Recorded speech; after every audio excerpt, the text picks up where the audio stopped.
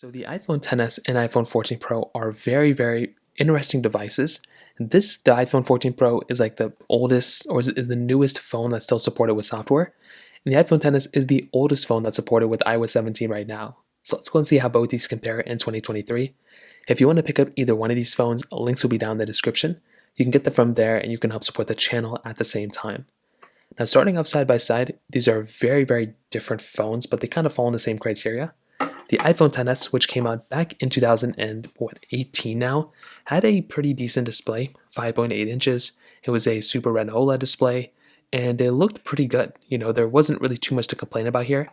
It was a pretty good panel, 60 hertz, still had the notch up top, and physically it was a pretty small upgrade coming from the iPhone X, but the iPhone X was a massive upgrade coming from all the iPhones before it. So it kind of makes sense, it's a big upgrade first, then it's a small upgrade after. And it's still a very good looking phone. It still looks very good.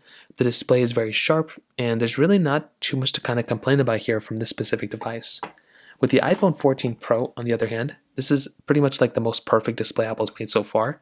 It's a bigger display, 6.1-inch Super Retina XDR OLED display. A few things though, you're getting, first of all, really good build quality, it's insane. That dynamic island, which is at the very top, you're still maintaining things like a really sharp display, but you're also getting 120 hertz on this panel as well, which is a really big thing. When you're getting a phone like the iPhone, 12 Pro, iPhone 14 Pro right now, you're getting a device that has a very, very good build quality and a very nice display, and it's a much better display than the iPhone XS for a fact. Now, for the rest of the body, funny enough, you can still kind of see some resemblance of the iPhone XS on phones like the iPhone 14 Pro. These are the gold colors between both, and the gold color actually started on the iPhone XS, at least for the notched iPhones. You're still getting the volume buttons in the same spot. The iPhone XS does have a SIM card tray, where the iPhone 14 Pro does not have that. Lightning ports at the bottom. And on the back, we do have glass backs on both, but my iPhone XS doesn't have it. It has like a skinned back. Dual camera setup here. The iPhone 14 Pro has that triple camera setup, a very, very nice triple camera setup, which is amazing. And those types of things in and of itself are very cool. When you're getting a phone like the 14 Pro that has that type of capability, it's honestly very, very awesome. You're getting wireless charging on the back of both these devices. You are getting that MagSafe capability on the back of the 14 Pro, which is pretty cool. And overall, it's a very good looking body between both, and both of them look and feel very, very awesome. Personally, for me, when you're getting a phone on either one of these that are this premium, it's honestly some really, really cool things.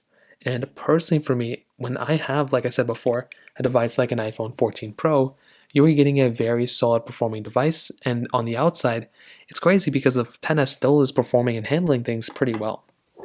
Now, in terms of software and longevity, this is probably the bigger difference or the biggest, I guess, con for the iPhone XS. And that is because this device is kind of on probably one of its last versions of software it's going to be getting. Now, it could actually end up lasting until like iOS 18 or iOS 19, but we really don't know as of this point. So we're just going to have to pretty much wait it out until Apple kind of addresses and kind of fixes these issues as they kind of progress. But as of right now, the iPhone XS is still supported with software, still on iOS 17. We're still going through and using this phone as we normally would, so there's not really too much to complain about there. But it is kind of sad because this thing probably could have lasted way longer, but we're just going to have to wait and see what happens. It's still supported with software. I don't know why I'm speaking like that. Now let's go into a speed comparison between them.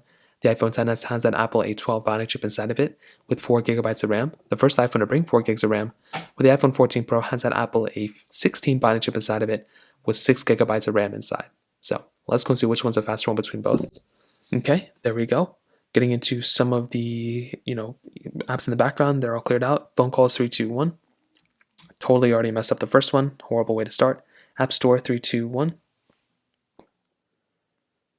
Okay, the 14 Pro is a faster one there. The iPhone XS is a little bit slower. Scrolling through, let's see what's going on.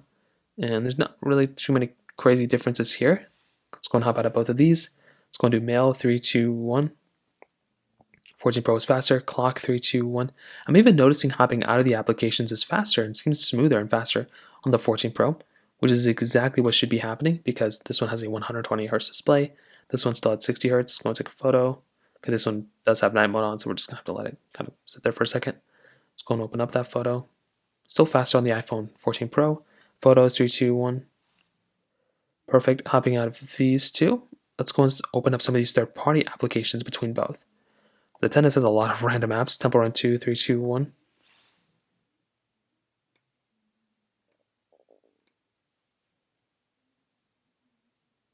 Okay, 14 Pro I think is the faster one there. The iPhone XS a little bit slower, which is pretty much expected. So this was a pretty big difference right here. You can see just in terms of app opening is slow and like game loading speeds, that was a pretty big difference. And even clicking play, let's see if there's some glitches here on the XS. Not really too many glitches. Hopping out of these two. Let's go and try something like Roblox 3, 2, 1. Okay, updates on both, but still faster on the iPhone 14 Pro. Genshin Impact 3, 2, 1. This is a massive game, as I mentioned before, and I guess we're just gonna have to wait and see what happens here. I'm pretty sure the 14 Pro again is going to be the faster one, and this is what I've personally seen time and time again. So you can see with the 14 Pro, that definitely loaded into that one faster than with the iPhone XS. So you're probably going to get overall faster performing phone from the iPhone 14 Pro than on the iPhone XS every single day of the week. That's just kind of what happens, and that's totally okay. I want the newer phones to be faster, but that's also not to say that the iPhone XS is extremely slow. Like I feel like the XS is still a very fast phone for the most part. Like it's very fast, has lots of things going for it, and I think that's a pretty big asset. Even here, you can just see like the iPhone XS completely glitched up in the beginning with where the iPhone 14 Pro was pretty fast, and I think those are some pretty important things to keep in mind here. So I think for sure that in and of itself gives a big thumbs up for the iPhone 14 Pro right there. Now in terms of the cameras, this is probably another massive difference. It's so funny that these two phones are even like the iPhone XS's camera was good when it came out, but there's some really big upgrades that have happened since then. So the iPhone XS has a dual camera setup, wide and telephoto lens. The iPhone 14 Pro has a wide, ultra-wide and telephoto lens. 4K at 60 on the back. The iPhone XS can do 1080p at 60 on the front. The 14 Pro can do 4K at 60 on the front. Now, with the iPhone XS camera, this is, it was a good camera when it first came out. That was about 5 years ago. Nowadays, it's a little bit of a different story. It's not that amazing of a camera anymore, and that's just kind of what happens. The way the market works is randomly things can happen, and this is no different. With this type of device, you're getting a fairly average camera in this day and age, like today's standards. You're getting like video mode, slow mode, time lapse. You're getting whatever like portrait mode and some other of these other things.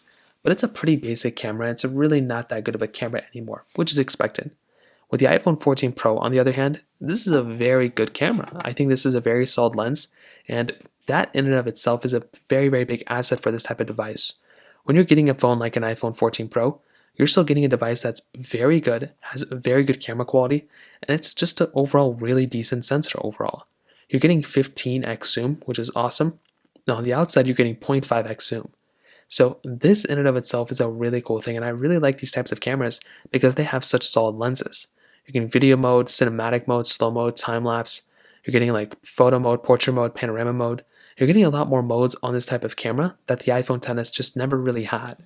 So I think that's another pretty big asset, and this is a very good camera. Like I like this camera a lot. So to kind of sum up this video, what I'll definitely tell you is I definitely do think that the iPhone 14 Pro is overall the better camera and the better phone in general. I think this is a very solid phone that I would 1000% recommend buying, and it really only makes sense to buy this type of device over something like the iPhone XS. I think the XS was good for a moment, but I don't really think it's worth buying anymore, and I'd probably recommend going for something like the iPhone 14 Pro rather than buying something like the iPhone XS as of this point. So that pretty much covers it up. If you have any other thoughts or questions, let me know in the comment section below. Hit the like button, that would mean so much, but definitely hit that subscribe button. More importantly than everything else, I love every single one of you guys. Hopefully I'll catch you guys in the next video.